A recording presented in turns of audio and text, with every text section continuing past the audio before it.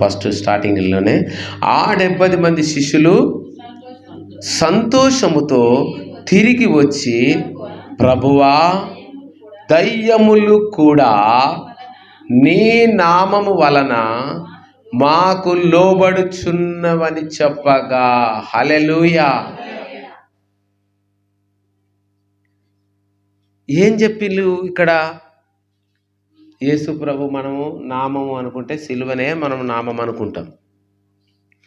ఆయన సిలువ మీద ఏం చేసిందంటే మ్రాను మీద ఆయన రక్తం చిందించాడు. ఈ మ్రాను మీద తన ప్రాణం పెట్టాడు.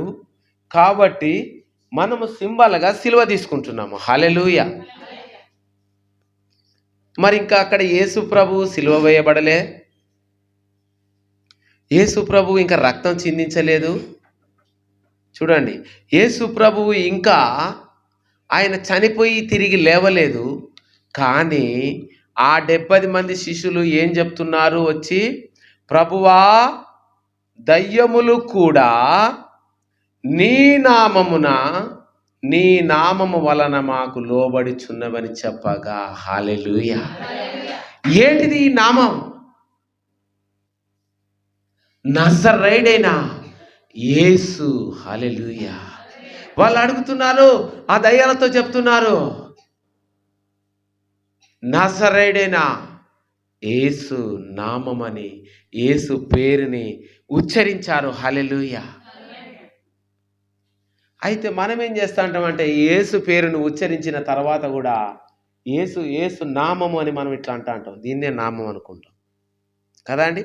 సిలువ వేసినప్పుడే నామం అనుకుంటాం. కానీ ఆ నామము అంటే పేరు. హల్లెలూయా. నామం. యేసు అనగా రక్షకుడు, క్రీస్తు అనగా అభిషేక్తుడు. అంటే రక్షణ యేసులో నుంచే. యేసే నా రక్షకుడు, యేసే నా జీవం. తండ్రి కుమారుడు అనుకున్నారట.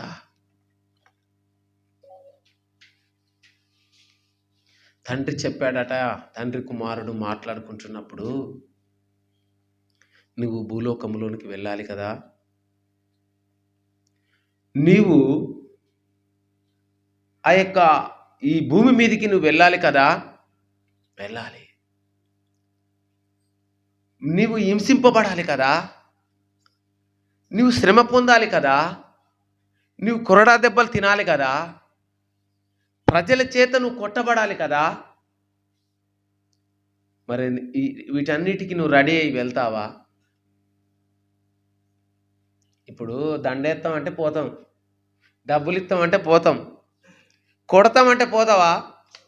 నువ్వు పోయేదే కొట్టించుకోవడానికి, నువ్వు పోయేదే తిట్టించుకోవడానికి, నువ్వు పోయేదే చంపబడడానికి, నువ్వు పోయేదే ప్రజల చేత ఇబ్బంది పడడానికి వెళ్తావా? నువ్వు దేవుని నమ్ముకున్నావు, మా ఇంట్లో వాళ్ళే మమ్మల్ని ఒప్పుకుంటలేరు, లేకపోతే మా చుట్టాలు ఒప్పుకుంటలేరు, మా బంధువులకు ఇష్టం లేదు, లేకపోతే పలానోళ్ళకి ఇష్టం లేదు, పలానా వ్యక్తికి ఇష్టం లేదని మనం అనుకుంటాం.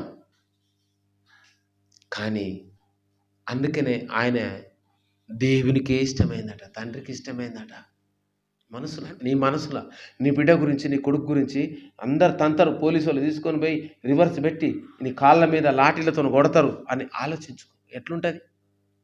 పోకిరోళ్ళని తీసుకొని పోయి కొడతా అంటారు కదా, మంచిగానే పడ్డాయి అనిపిస్తుంది. అదే కన్న తల్లికి ఏమనిపిస్తుంది? కన్న కొడుకుని తప్పు చేస్తే కొడితే ఏదో మంచి పని లేననుకుంటారు. ఏ తప్పు చేయకున్నా అనేకులు నిన్ను కొడతారు. 39 కొరడా దెబ్బలు ఒంటి మీద పడితే ఒక్క దెబ్బ ఇట్లా కొట్టి పీకితే అట్లా గుంజినప్పుడు ప్రతి ఒక్క కొరడా దెబ్బకు 5 పీలికలుండి ఆ రక్తాన్ని, ఆ కొరడా దెబ్బ ఇట్లా కొట్టంగానే కూడా సడన్గా ఊసిపోదండి, అది ఒంటికి అతుక్కుంటుందట. మళ్ళీ అతుక్కున్న దాన్ని అది గుంజాలంటే బలంగానైనా గుంజాల, లేకపోతే ఒంటి మీద కాలు పెట్టి మళ్ళీ గుంజాలన్నట కొరడాని. హల్లెలూయా.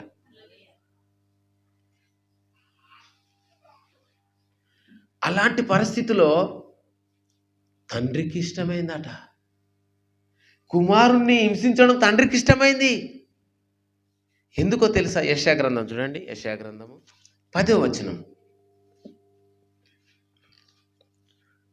తండ్రి అనుకున్నాడట, తండ్రి పంపిస్తాడు, నువ్వు కొట్టడానికి వెళ్ళాలి, నువ్వు తిట్లు తినడానికి వెళ్ళాలి, నువ్వు గాయాలు పొందడానికి వెళ్ళాలి. నిన్ను పంపేదే దానికోసం. హల్లెలూయా. పంపే దేనికోసం? పదవి అనుభవించిపో, ఆడ కూర్చోపో, అందరు పూలదండలు ఎత్తారని పంపుతాలే. చదవండి 10వ వచనం. అతనిని నలగగొట్టుటకు యెహోవాకు ఇష్టమాయెను. ఆయనే ఆ వ్యాధిని కలగజేసింది ఆయనే. నువ్వు పుట్టేదే దేనికోసం అండి చెప్పండి. ఇక తండ్రి అంటాడు, నువ్వు పుట్టేదే నల్లగగొట్టుటకు యెహోవాకు ఇష్టమాయెను. దేవుడు ఇష్టంగా పంపిస్తాను బిడ్డ, నువ్వు వెళ్ళు. వెళ్తావా? నేను వెళ్తా. ఎందుకు దేవుడంటే, ఎందుకు దేవునికి యేసుప్రభు అంటే ఇష్టం అంటే ఇక్కడ అర్థం కావాలి మనకి ఈరోజు. ఎందుకు దేవునికి ఆయన కుమారుడు అంటే ఎందుకు ఇష్టం చెప్పండి. అతను ఎంచితిమి, మన అతిక్రమ క్రియలను బట్టి అతడు గాయపరచబడను, మన దోషములను బట్టి అతడు నలగగొట్టబడను, మన సమాధానార్థమైన శిక్ష అతని మీద పడను, అతడు పొందిన దెబ్బల చేత మనకు స్వస్థత కలుగుచున్నది. హల్లెలూయా. ఎందుకు దేవునికి యేసుప్రభు ఇష్టం చెప్పండి. ఇప్పుడు చెప్పండి, జవాబు చదివేసినప్పుడే చెప్పండి. ఇక చెప్పాలి, జవాబు చదివినా కదా.